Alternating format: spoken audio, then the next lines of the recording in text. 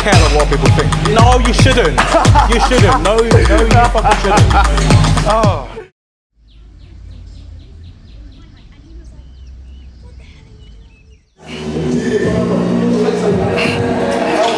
How much mobility do you do, just in general? Not a lot, not a lot. When I need to do it, I'll do it. So like maybe like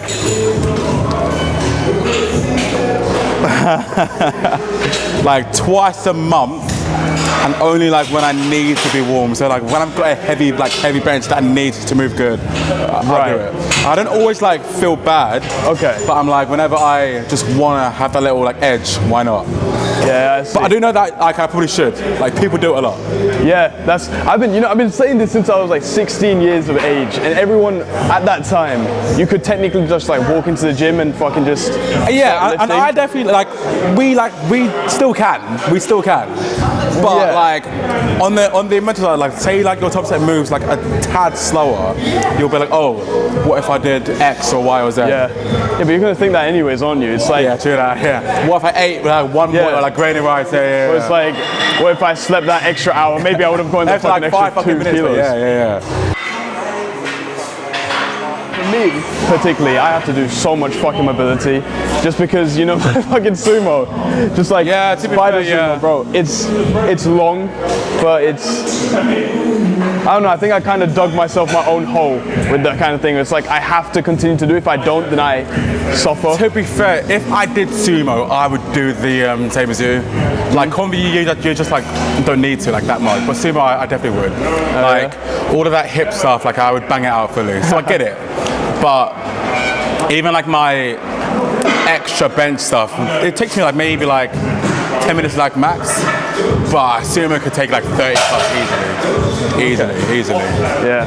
Like I had a mate called Max Mansell, who's a sumo god. Oh yeah, yeah, I know him. Yeah. But like his warm-up like took so long, but you see why during like his the most like what a guy.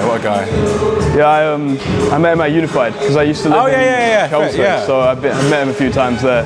Yeah, I love the guy. Cool guy. He's been injured a shit ton recently. Yeah, I went on TikTok the other day to check him out. Yeah, he fucking injured himself. I was surprised. Yeah, bro. Like he was doing so well before. He was meant to do a comp in Manny in August, pulled out. Then he was meant to do National Day, same comp as me, but as an 83 in 3 weeks, pulled out again. So, and like he's not been injury prone ever, and you've seen that like he warms up. Yeah. I don't do it like to what he does, and like it's just like poor luck. Is he still 83s? Yeah. Okay. But he's just not a junior. You just gained the 10 kilos to get away from him. Yeah, clearly. To be fair, he stole my record very, very briefly. So then someone else took it. So nice, love it. Oh, okay.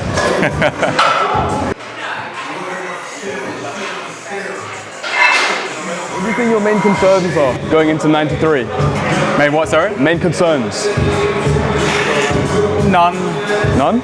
None, man. Like, well, like in what like regard? Like my health, like my as in competition. Like, competition.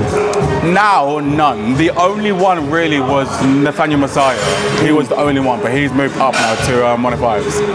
Okay. So you're just, there's literally like not to be a scumbag, but there's a gap. Like there's a massive gap. Okay. Like meaning that like, say I even like fall short of my target. So say I get like 820 in 3 weeks. Bro, like second place at nationals should be like 770 maybe. Yeah. 50 kilos under.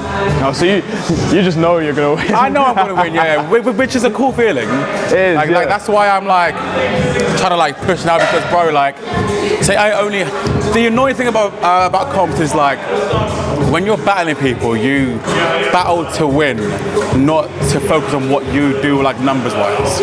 Right, yeah. So say I was at Nationals and I needed like 70, 75 to win, I would just do that. Yeah. Do you know what I mean? Whereas like pushing to my like top limit. That's why this comp I'm like sending it fully. Obviously not like, but like, say I were to like miss a few lifts at like nationals, I'd stay safe and not like risk anything. Do you know what I mean? Just to win. Because when you said that, I was thinking like, you do all the prep, the peaking, just so that you're at your strongest when you do the comp. So I wonder like why you would hold back just to win the first place by a bit instead of just going like. Yeah, no. So to be fair, so in powerlifting, like say I can win the competition on my second attempt, which is very rare. Yeah. Like with good handling, that doesn't really happen because like you don't wanna like, you wanna make big jumps with your attempts. So like your second should total like, say I wanted to hit I'm hitting 845 and seniors in 3 weeks. My seconds should be like total wise like 780 or like 790. Okay. Like 50 under. Yeah. Do you know what I mean? Like it's a big gap. Like you aren't trying to jump like 5 or 10 kilos with your attempts. Bar bench. Like, before you go to do your first attempt in the warm-up room, do you warm up to just before your first attempt, or do you just before your first attempt? Yeah. Just before your first. So you're opening on like dead like 200. You do like 180 whatever. Okay. In the warm room. All right, that makes sense. Yeah, man. You learn a lot just from doing comps, man. Yeah, that's why I really wanted to do, ABS teams. Yeah. I really want to fucking do that. Yeah, that's a high like value comp. They put a lot of like stuff into the production. Yeah. So I'll probably aim to do that sometime next year.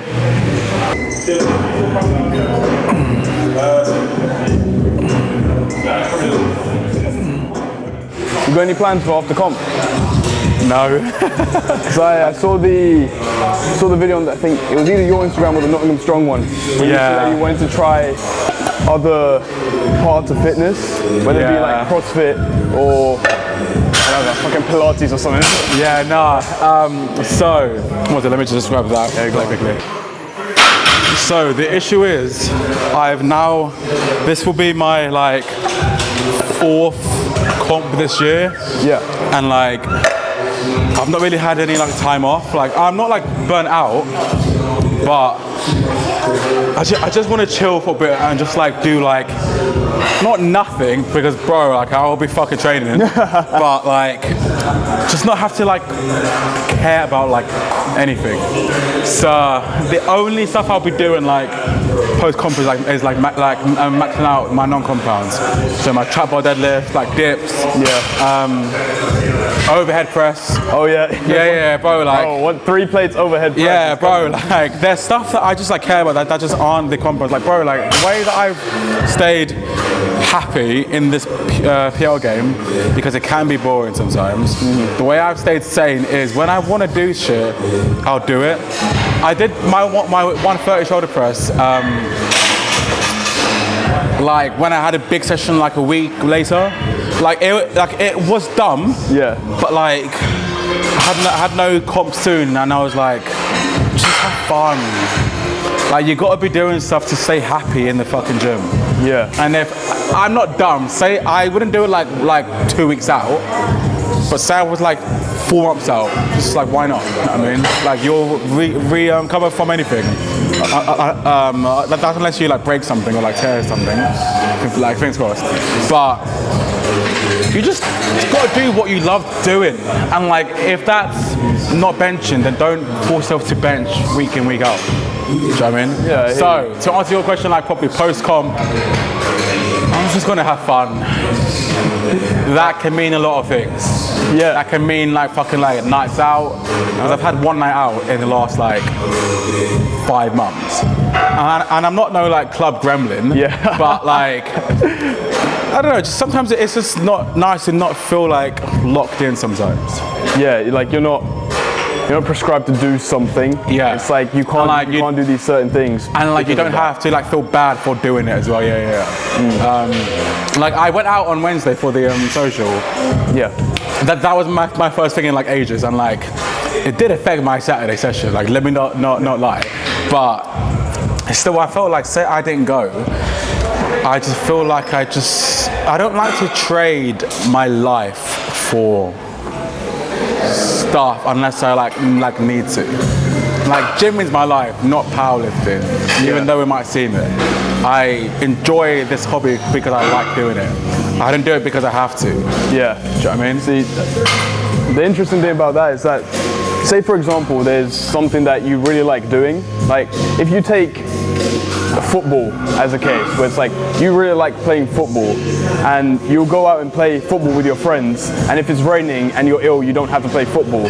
But if you decide, I really like this sport and I love it, I want to turn it into a career, then that's like the natural way, and because it's like you want to turn your passion into something that you can work with.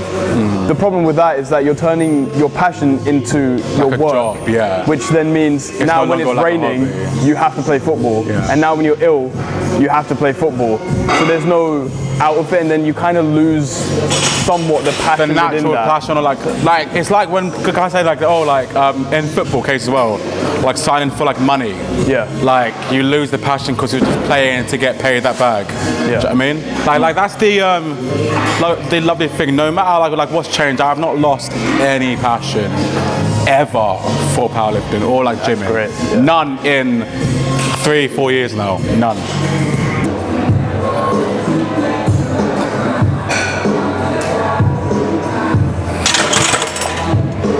You know, after you, where was it? Was it Euro? I don't know what comp it was, but you know when you failed that big lift for the win. At Worlds, I failed 2 like fat lifts. Was it it in the like singlet? Yes. Then Worlds, yeah. What did you change after that? After that happened? So in powerlifting, there is a phenomenon called hitching or ramping. Pretty much that's the thing that's banned in powerlifting. It means that you can't use your legs to support the bar when like lifting up. Now the issue with me is I have a very, not to glaze, but strong back, meaning that my deadlifts, the deadlifts is meant to be a full like figure thing, a full body thing, but I'm like primarily back focused. So that causes me to get the bar up to my knees easily, just like with back. Then from here, my knees just like move forward. Now that's way more innate to me than technique. So it should be an easy fix, but it's not easy for me like whatsoever. So I had to change a lot of things. I changed many things, bro. Like I used to use an SBD belt, no longer. I now use a thin A7 prong belt. I changed my whole technique to pretty much have Why the change in belt? Because 2 things went wrong. One was the hitching, which was like everybody knows, and what people don't realize is I got 2 red lights. One was for hitching, the other one was for not locking it out.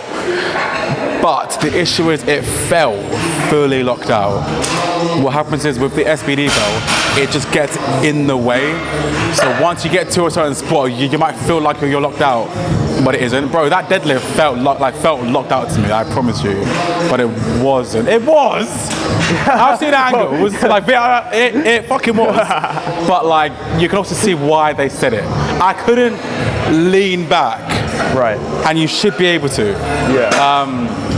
You have to get your shoulders behind you. And like, I could only like stop there, but like you should be able to like lean back. But I couldn't. And that was because the belt just like felt like I fully pushed against it, so I felt locked out. Doesn't Nathaniel massage you there? He leans back a lot, doesn't he? Yeah. Bro, like, so it's more a like, not individual, like it happens. Like, bro, like I've leant back a million times, but it just happens. Like, say you'll never know.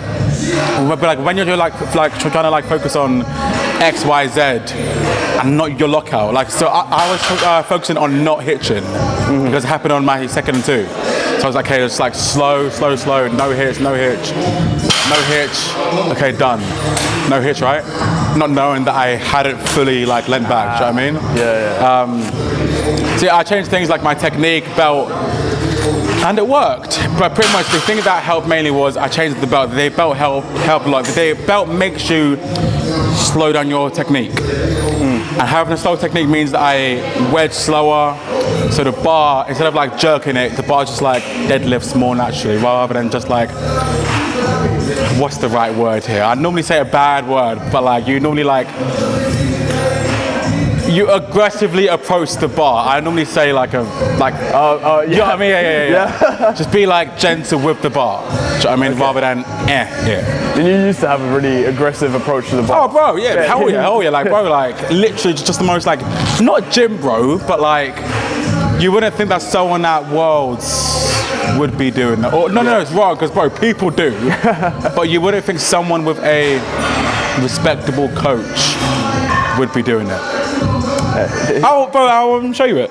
Okay. And just like the issue is like when it works, it works. Trust me. Or just the aggressively fucking. Yeah. Like bro, like that works.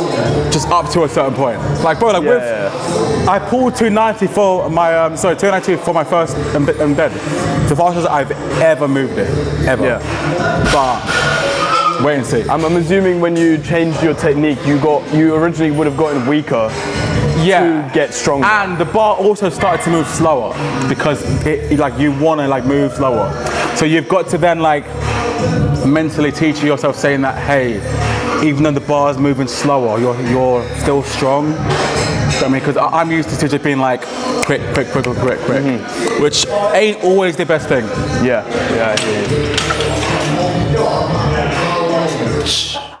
When did you figure out that you wanted to like go straight that far into powerlifting? Bro, I literally like remember the day clearly.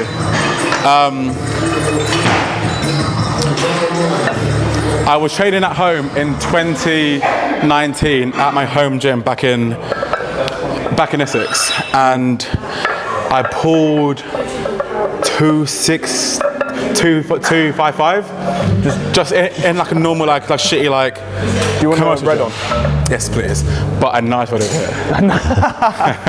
They got the nice ones over there. Yeah, deep in there, but the couple there as well. 255, shitty commercial gym. Yeah, so I pulled that 255, and then someone said to me that was like a record for my age, and went like, no, sorry, wrong. Someone said to me that that was like 2 kilos off the record for my age and weight. How old were you? 18. Yeah. Was I? Sorry, no, 17. 17. Yeah, 17, and I was like, okay, like that made me deep how like strong I actually like was, because bro, like shit's relative. Like I didn't like know like how good it like actually was, but that made it clear that okay, like I can actually like compete against people. So that made me like kind of like think like, all right, now I want the record. I didn't plan to do like comps, but I just wanted to get stronger to get that record, just like for myself. And then obviously COVID here. Yeah. And then that's just a whole nother fucking box. And you continued powerlifting during COVID, didn't you? Yeah, so I bought a home gym, and I must have spent like, not too much, I want to say too much, bro, it's relative. Yeah. Maybe like not $2,000, maybe like 1.5 grand. That's honestly fair for COVID. Yeah. But like, bro, like it was over like paid because of COVID. On Gumtree and like Gumtree and was it like what's the app called? Whatever, like Gumtree, right? Yeah. Like, people were obviously like premium pricing them because like it's me or like no one else. Do you know what I mean? Yeah. So I bought plates. Plates were the like worst thing. Like the rack's fine, but plates were the worst thing. Like I don't remember how much I spent, but like I overpaid. But I think I spent a total of like 1.5 grand on just like I bought a rack, I bought a bar which was, to be fair, the right length but really thin. Oh, was it 20 kilos though? No, it was like 9. No, bro, less. 9. 9 kilos is mad, right? But it's same length. So it's alright. But like this bit here was 1 inch. Oh. So, but I so did the plates not? Yeah, no, but I bought 1 inch plates too. Okay. So it could have been worse. Yeah. But yeah, I spent that, and it's funny because like before COVID, I wouldn't say that I like needed the gym. I went, but I wouldn't say that like I needed it, like. But I just feel like I tried doing like the 5Ks like in the first like 2 weeks, and like bro, like you know like the tag 5 run 5 thing. And like bro, like that lasted like 1 week. And bro, like I played my PS4 the whole time, but I couldn't play it all day. So there was like a daytime period of just like doing nothing. And you know, home gyms like the push-ups and whatnot, they can't satisfy you for so long. Exactly, yeah. So I was like, okay, let me actually just like do something. Yeah, I did the same during COVID. I think during COVID was around the time I kind of started getting into the gym. That's when I first had the idea of like, let me fucking work out. And I started off with the push-ups and stuff. I used to do, you know, pack of cards. I would get the pack of cards, shuffle it, and turn it upside down. And I'd pull the card, and whatever number it is, you do that many push-ups. So I got real creative with it. But then I eventually bought dumbbells, as in like the adjustable dumbbells. ones. I never had the like adjustable ones, never. Even though I wanted to, but I never had them. I bought just like the changeable ones. You know the ones that like you can like twist, like change weight. They were expensive, man. Yeah, bro. Like not those. No. So I wanted those, but I just like no. Oh yeah. So I bought like just like you know plate loaded ones. Yeah, that's the one I'm talking about. But I never bought them. But I never used them. Never used them. I didn't train arms whatsoever. So you just did just the compounds. Squat, bench, deadlift. Yeah, and like barely squats, mainly bench and deads. But it was made easy because my two boys, who I'm still boys with now, like Timmy and Dave Sutton. David, they came over loads. Dave lived like a 20-minute drive from me. Timmy lived 5-minute drive from me. So Timmy would like cycle to mine, and we'd all gym from like 1 until like 4. It was chill, and then I'd finish, eat, PS4 the whole night. those were the fucking days, man. The fucking days, bro. Like, people have mixed opinions about lockdown and the C word. I fucking rate it, man. But you like lockdown? I really fucking liked it, bro. I don't necessarily like miss it, but I enjoyed it. I think I would have enjoyed it more given the mindset I have now compared to then, because I was way younger as well. It's like, and Fortnite was at its prime. It's like, bro.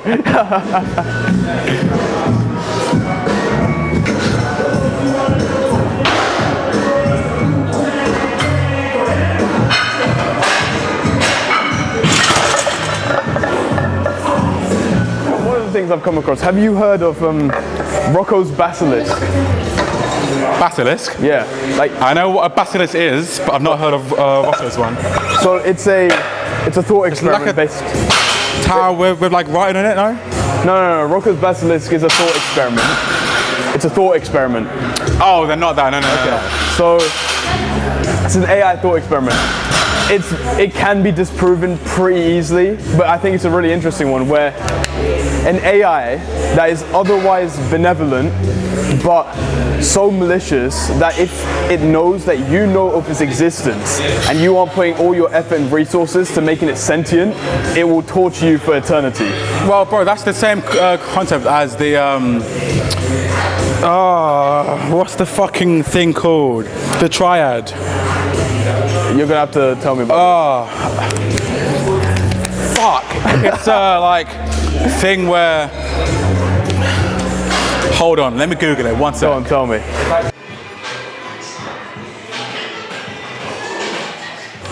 That's it. The problem of evil.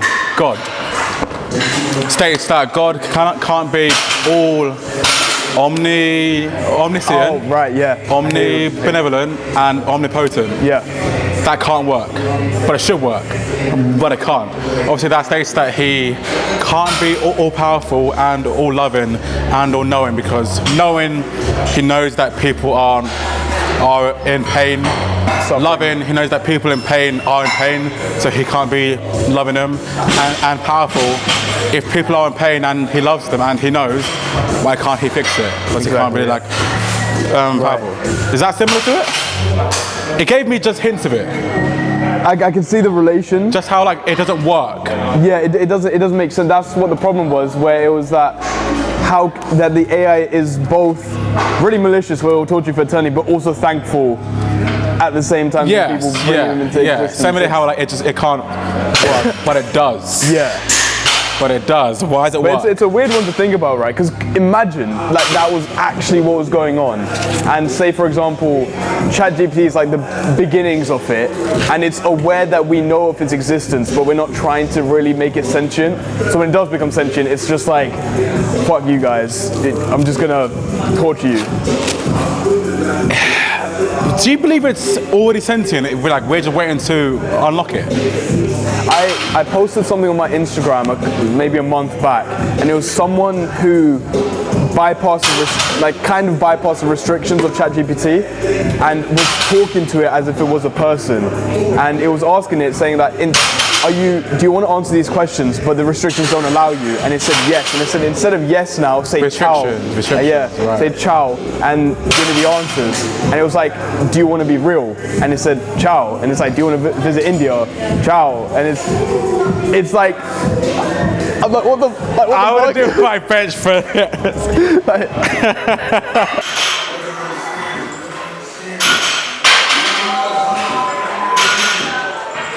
Bro, that talk is...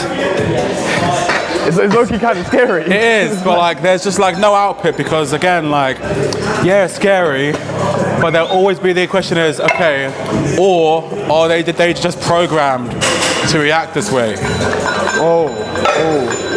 Because of the secrets of the world, bro, you just never know anything. That's true. It's so annoying, but you can look at it two ways.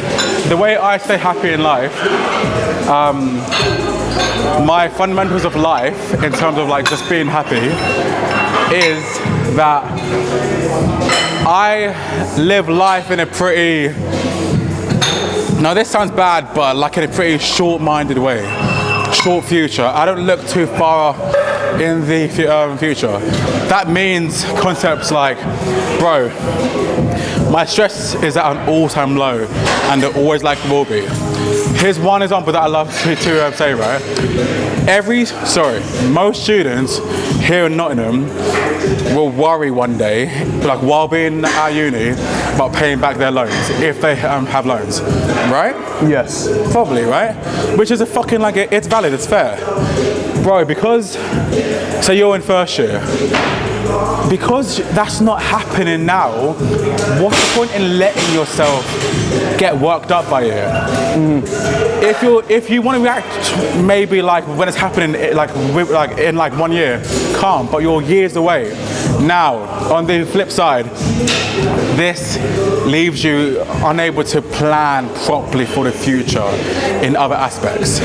However, that's when survival of the fittest, you can actually like choose what you want to react to long term and what not to. So if you want to start saving money for a car in like 5 years, calm. But if you're in first year and wanting to not worry about your loans, then don't. But just one thing I'm learning about just over years, just people are so different, man. Like the brain is just so different. Again, I'm not saying I'm just some fucking like philosophical like genius. No. Yeah. I feel like, say I like wanted to be a smart person, I could be. I don't choose not to, but I'm not in the library every day reading because I'm doing other stuff. But I just feel like I've got that choice where I'm choosing one side, and a lot of people just don't have that choice. I'm not calling like people stupid, but I'm saying that people. When you speak like this, you sound like a cunt. Sorry, you sound like a rude person. But don't mind the swearing, it's all good. You sound like a rude person, but just being in Nottingham has made me just process. Sorry, being at uni has made me just process just how different people are, how different people react to things, whether that's stress, sadness, happiness. Sadness for me, bro, like the importance of money in life. I know the value of money. I know the value of life now. I've lost my camera in my life twice. Luckily found it both times, but bro, I lost it. I got upset for literally maybe a few hours. And bro, like this was pre my like social stuff. So like so back when I was just say like a normal student, I let myself get sad for a short time. Then like realized. I don't like when people say that, oh, think about where you are, think about people like in third world countries like who are like suffering. Yeah. I don't like that, you know? I don't think that that's what should make you grateful. I feel like you should just be grateful about how you get yourself into where you are right now. Okay, so you lost that camera, okay, but you also got that camera, or you also had a family that bought you it. I don't like to be like, oh, I should be grateful because people in X country can't do that.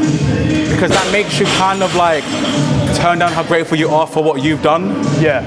Say you work hard for something. Do you know what I mean? Like, and that's, I feel like that's bad to make public because I just don't rate it. But I feel like that you should be just grateful about like what you do in life and what you achieve in life. And even if someone bought you that camera, you made it somehow clear or evident to that person that you deserve that camera. Do you know what I mean? Like it's still your doing. That's a great way. That's a very good way of looking at things. It's just about like self-love rather than like comparison. Because bro, like you won't want to compare yourself to thieve your joy, right? Yeah. So just don't compare at all. Yeah. Oh shit. No. Sorry, I went in for ages there. Jesus Christ. Jesus. No, Christ. it's good because you weren't waffling. Yeah. that was good.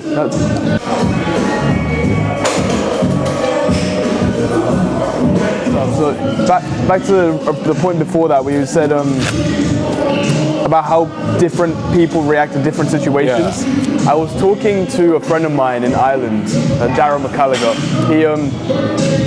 He was talking to me about how he's been sleeping on couches for a while. And he's a content creator, but it's like he's been moving places, sleeping. It's been a long fucking journey for him. And the way that he's reacted to that situation would be different to how other people would. And he said he finds it so crazy that you can put two people in the same situation, all factors the same, but the way that they perceive it differs, and they can both come out as completely different people just because of their perception of the situation. I have a question for you. One sec.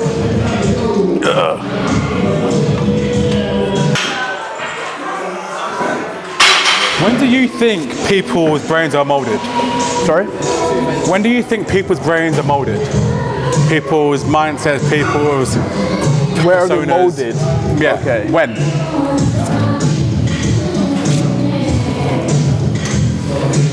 If we're talking character traits, that like subconscious character traits. Okay, say that first. Yeah, I'll go into I think what you're talking about in a second. But subconscious character traits, I would say childhood. When in childhood though? You can say like schools if that helps. Schools does like does whether it's like primary or like secondary. I think very early in childhood, so we're talking like primary school kind of area, and it's also kind of around that, and even sometimes before you even become conscious as a kid, depending on how your household is, especially when you're growing up, and also where you are, I think, in terms of the social hierarchy in primary school or even secondary school. Think so. Fairs. I've actually not thought of that. Like my answer to that is, so yeah, you're right in my opinion about the subconscious stuff, yeah. But in terms of how you would react if someone insulted you, or how you would react if I've thought about this one a lot actually, and the reason is because I used to react a certain way, like this is my personal experience, like, I used to react a certain way to things based on how I was treated when I was growing up and how I'd react to things growing up. But when you become self-aware of those things, I think you can change how you react to certain situations. So like for example for me, whenever I got put into conflict, I would tear up. I wasn't necessarily sad. It's just it was a reaction that I had to, I think, kind of get my way from when I was younger. So anytime I got in conflict, maybe with my parents, I would cry, hoping that the other person might feel bad or something, and then help my situation. That makes sense from it being like from a childhood. Yeah. And when I became self-aware of that, and it got to like, don't cry, then I stopped crying in those situations. And you could argue two sides of it. Like, there's always two sides of the argument where it's like, yeah, you may have improved your stability during conflict, but then you're also not feeling feelings. So there's always a split to how you react to certain situations. See, I think your reactions were molded when you were in secondary school, between years 7 and 11. Why is that? I think that's just what I think. I think in primary school, like all right, so I had, in my opinion, a fucking like great childhood. I had great friends. I had a great like upbringing. However, sure, I remember primary school-ish, but I don't remember learning any life things in primary school. I feel like secondary school fully molds who you are as a person. I feel like when you come to uni, but when you go to like sixth form or like to college, you're who you've been created. You've been created by your secondary school. I feel like that's when you actually like take in people. Does that mean, because of the way you've been molded as a person in secondary school, does that mean you can't change as a person? Great question once again, because you'll hear a lot that people will change between first year and third year uni. Yeah. People change a lot. But I feel like say you do change, your subconscious then becomes who you were in secondary, not your childhood. So it's just layers. So I feel like if like me, for example, I stayed the same from school to like now. So like same as school, I'm the same person. So I feel like if you change while at uni, you're just suppressing that layer down. Is that necessarily a bad thing, or It just depends, because it just depends. Like, you might go to a great, I don't know, like private or like a grammar school in like from 7 to 11, and then you might go to a bad crowd uni. I don't know. One sec. Oh yeah, go on, do your thing.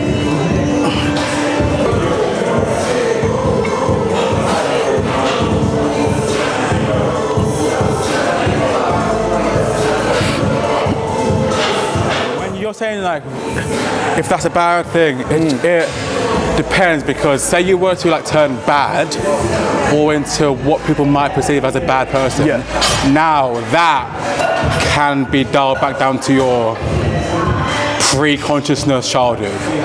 Because if you are inherently good, can you really ever be bad that easily or like turn bad? Do you think anyone can be inherently good? Do you think that there's good people and bad people?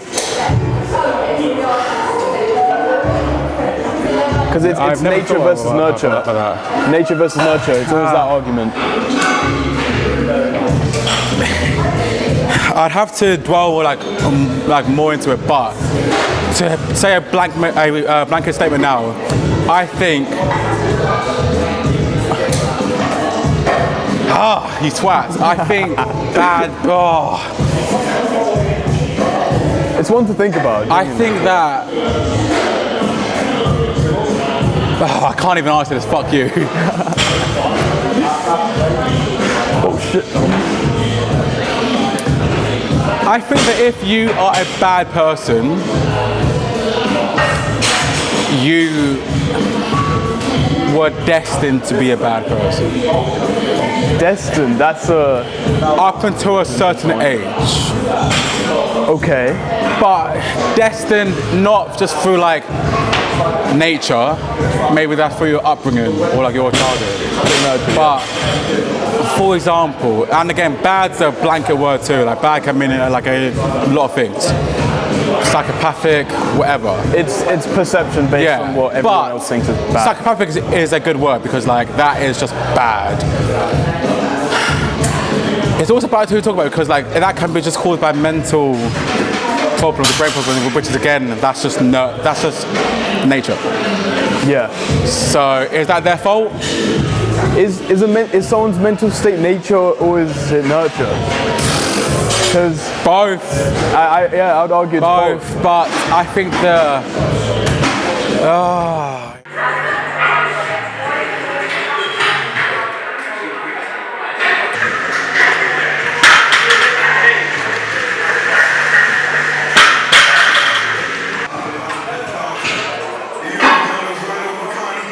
one there, and then wide shot there. This fucks with my head so much. You know, I had an architecture project on the first week when I got to uni, and it was to make a movie with the team. And I just took the entire cinematography thing to the next level. I was just like, my brain. And now you can't go back, man. Yeah, but my brain just gets mushed because I'm like, I have the depth of thought. It's like I don't want anyone else to do this because I want it to look a certain way, and it just really gets to me. No, I hear it.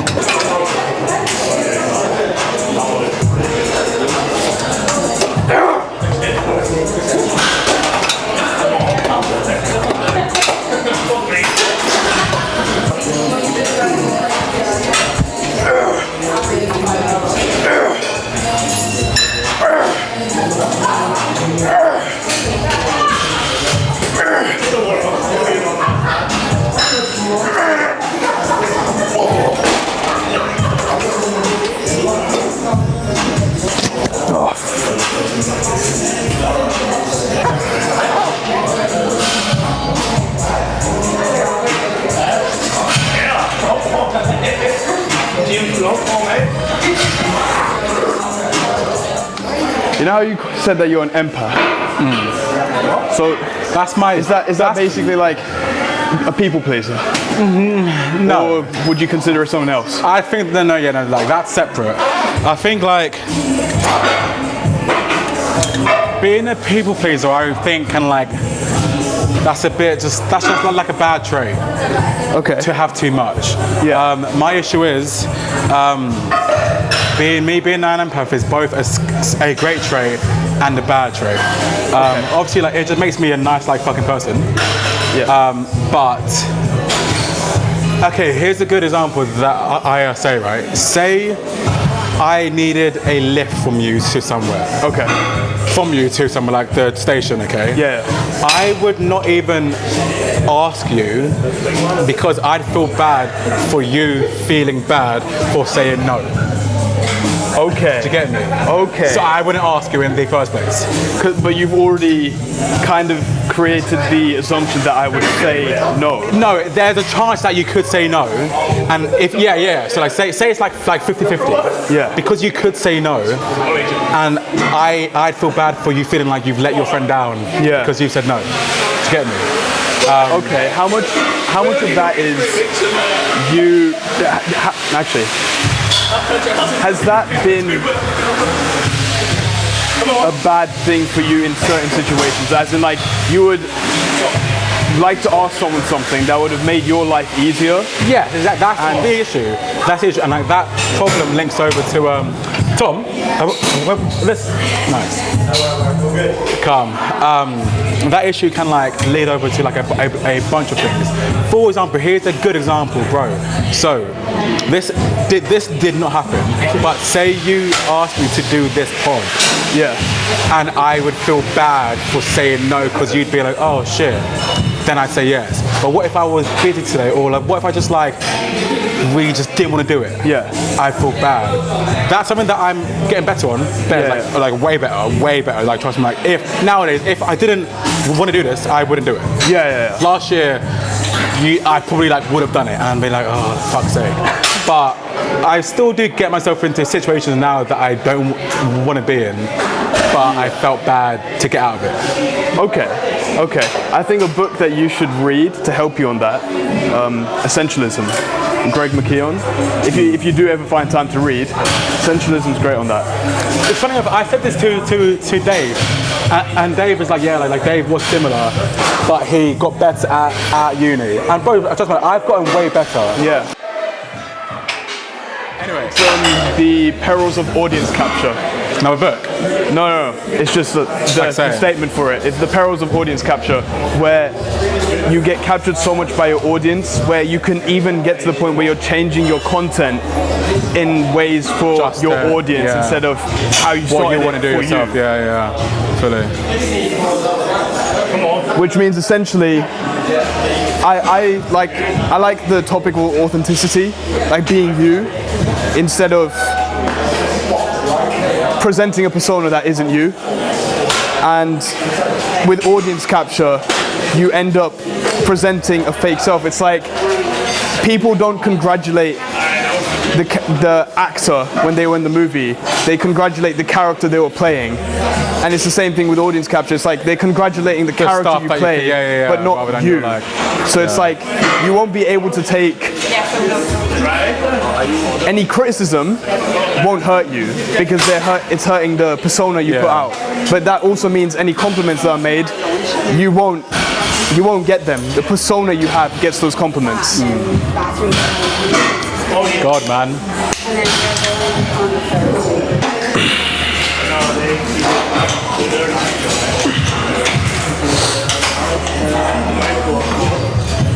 Do you think ever you've been a victim to audience capture?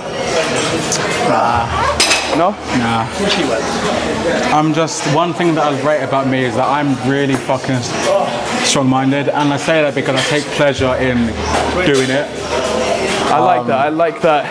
I like how you said that you rate this thing about yourself. Not many people can say that. Yeah, exactly. But like that's the issue because like again, praising yourself is just like glazing yourself, which is an issue. But no, like you can be humble, and you can also be proud of stuff that you achieve yourself. Like, bro, if you fucking say you were to, I don't know, hit like 10k followers. Okay, wow, yes, you've done X achievement, but you've also earned that by fucking working hard. Again, bro, this all just links down to self-love. I think like that whole principle changed my life. Just being able to appreciate stuff that I've done and I've worked for.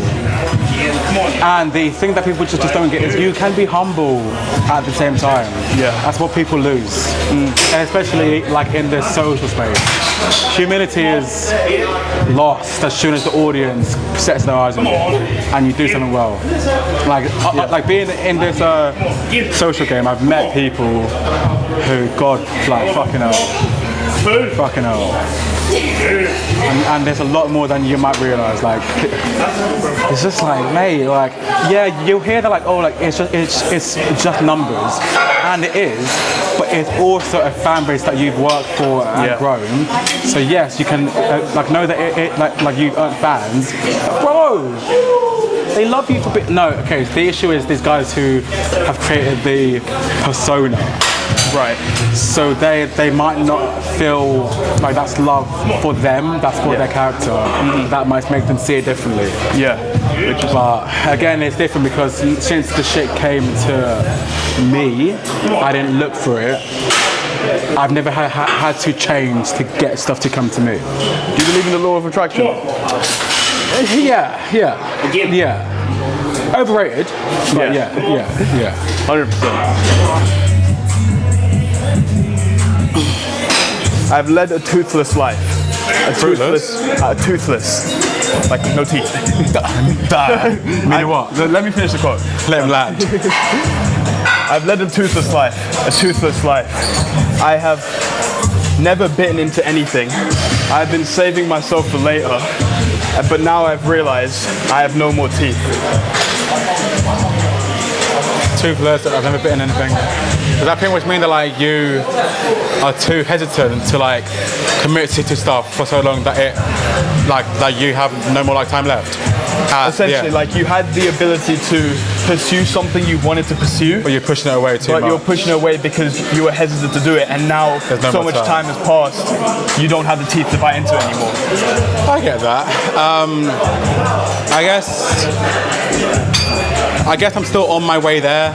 Like, I've done let's just claim this bench actually. I guess it's just in terms of like biting the bullet for stuff, which I've done for some stuff. There's still some more stuff that I've got to bite the bullet for.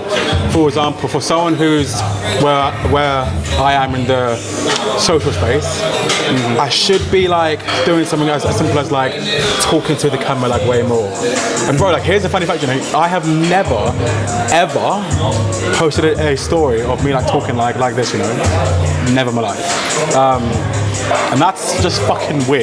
Like I've done like popped up photos, popped up like videos like on tripod, but I've never just like spoken to the phone. It's weird. It's like the complete opposite spectrum of day friends. Yeah. Like you have day friends. Your picture. Yeah. He's like he'll do the most like stupid shit. Yeah. He just he has no care. It's like the extremes of each end. Yeah. Here's you and here's here's you and then here's day friend. Yeah. Like I've done a lot. That's good. Like again, like I can film a talking video here. Yeah. But just like going on my story to like ramble, it's just like ugh. It's not a thing. Like people have seen me fucking talk a million times. Like, what's new? What's new? Yeah.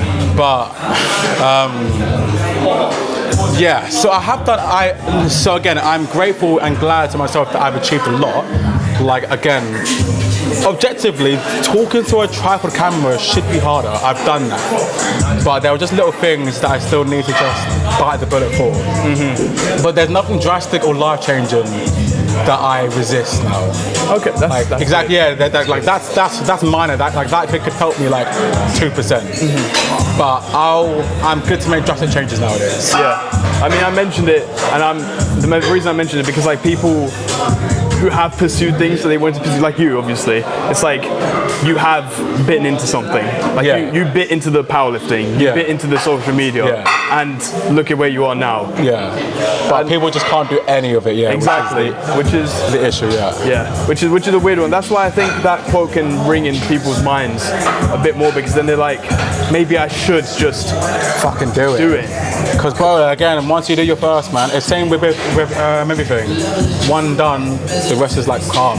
And at the end of the day, you aren't gonna wish you had less stories to tell. Yeah, real, like literally real. It's as simple as that, innit? It's real, man. Tell me. One thing I was speaking to my friend about before you came was, I know I'm doing this thing where it's like I'm talking to people while I'm training with them. But like imagine when it comes to people who aren't so gym related and I do train with them. Could you imagine like big push day with Jordan Peterson? It's like, it would be fucking this pumping and I'm like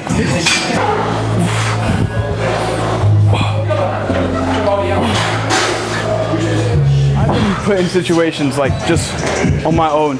Like I think I'm self-aware enough to admit it, where when I started on like self-growth, quote, I would, like in the sixth form center, I would read a book, but with the intention that other people would see me reading the book and then think that I'm a kind of person who reads books. And I struggled with that problem for ages. What? So like just like a validation? Yeah, essentially doing it for the validation of others. You ever think you've been in a situation like that? To mine, right, is my car. So obviously I told you that I passed my test in June, right? Yeah. And I was like to myself, hey, I'm 22. Of course, I'm not dumb. I know that the smart option is to get a smart first car because it will have lower insurance, you're more likely to crash and whatnot, whatever. You know the basis, I'm not fucking dumb. But I'm like, hey look, I'm 22 years of age. I get that a Fiesta or a old Polo is like a good first car. But whenever you think of first car, you do think of 18, 17 even, 18, young. So I'm like, okay, I'm 22. Let me get something that more matches like my age. I can say to you that was just for me, because it really is. It was for me, but no one would believe me, of course, because like, why would they? Because instead I went off and got not even a fucking like top like crazy mark, but just a good mark. But that was for me. Yeah. Whether it might be subconsciously, but then I say it's me. I don't want people. Not only do I not want to just be out driving a car that I don't like a Polo, but I guess subconsciously I also don't want. No, sorry, not. I also consciously don't want people to see me in like a starter first car because I'm past that. So how deep that is, don't know, but I wouldn't. I would rather. I wouldn't rather like not drive and have a like Polo, but I would do everything that I can for that. So that shows that it does that does mean a lot to me. But I wouldn't say that I look for it. Okay. Yeah. I wouldn't say that, but you should care about what people think. No, you shouldn't. You shouldn't. No, you fucking shouldn't. Oh, you shouldn't, but you also should. Do you know what I mean? Do you know what I mean? Like, you shouldn't, but you fucking also should. It's human nature to. Yeah. It is human nature to care about what other people think. As much as everyone wants to say, like, you shouldn't give a fuck, man. Like, just do what you want to do. That's true. But then it's also like, you're gonna think what someone else thinks of you. Easily. So I'd say that yes, I agree with it, but not enough to negatively impact my life. Like that's because about the car, bro. Like, sure, I might care a bit about people, but I also cared myself. Like I also like want myself to not be in there, rather than what people might like think as well. Yeah. Interesting. Genuinely, you're probably the first proper person I've talked to who's been like on point with, how your mental attitude towards things should be. Yeah, I would again, I take pride in just having, I will say that I think I've got a good mind. Like even in terms of loss, bro. So, I won nationals last year for the 83s. I should have won it this year, fucked up and came third. And bro, like if you saw me on that comp day, I was so calm because I had so much goodness happen to me last year to last me a fucking long time. I'm just like, bro, like one minor thing happens. I had so much love and blessing last year where my life changed. Won nationals, got my sponsorships, went to Worlds, won Euros. All of that good to be diminished by one negative thing that led to more things. Like, okay, silver linings in everything in life, bro, everything. Okay, so my comp messed up and I've been waiting to move up for ages. Okay, now that's your fucking sign. Rather than stay that weight class for this whole year, move up and shoot for fucking more. Happens. Silver linings in everything. So I say that because I've had, I don't know like when it changed, but my mind just became robust. I think it was in like second year uni, so I think it was like in like 2021 or 2022. No, sorry, 2022. That's a good question. What was the turning I don't point? know. You don't know? I don't know. I know what mine was, but it's always so controversial whenever I say it to people. Like I used to be such a degenerate. Like everything, and I know that term's like thrown around a lot. Everyone likes to call themselves, oh, I used to be a degenerate, but now I'm okay. But I really used to be. Like my mental health was fucked up, and it was a fucking Andrew Tate video. as Which controversial one? as, I don't know.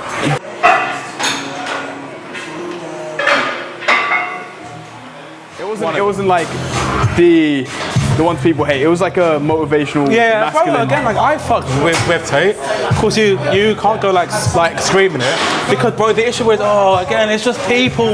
You realise just how fucking fucked some people are. Because, bro, Tate will go and say one obvious joke. Yeah. Obvious joke. Obvious. Yeah. Obvious joke. And people think that he's being serious. Like. And then that will just make them like not even like remember the million good things that he says. Yeah. That it's just like, but again, bro, like there's no point fighting your case because like it just counts. Oh, bro. I hear you completely. I completely agree, and it's because as much you could blame it on human nature, like humans tend to see the negative more than the positive, which is true. But it's like some people just have internal hate towards things. Like literally, if we're being so real, it could even be 1 out of 5. So 4 good things, 1 negative thing, and that 1 thing will just block out all of the other 4. You know what I mean? Well, about to say 10, but like 10 might be a bit like too like much. But 1 in 5, they block out all of the 4. It's an interesting one. I couldn't tell you why. Like I have no idea why people are like that.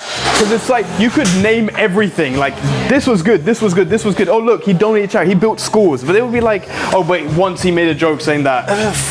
Okay, he's a misogynist. Bro, one thing I noticed is, to be fair to people who are wrong, some people just can't distinguish a joke from truth for whatever reason. Like they'll see a joke and they'll just be like, but again, just people with more just like common sense can just see that it's just a joke for either just to make a funny joke. Again, funny is subjective, but like people find it funny for just a joke or for reactions. So rage bait. Rage bait has been a thing for time. Yeah. Like it's way more like nowadays. Yeah. But he rage baits a bit. Hell yeah.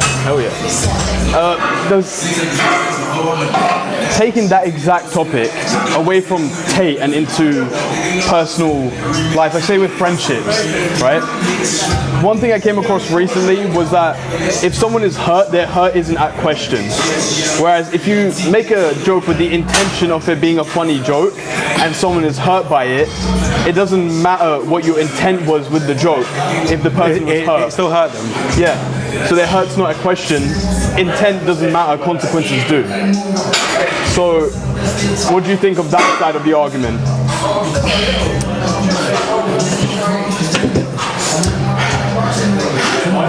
There can't be lefts without rights.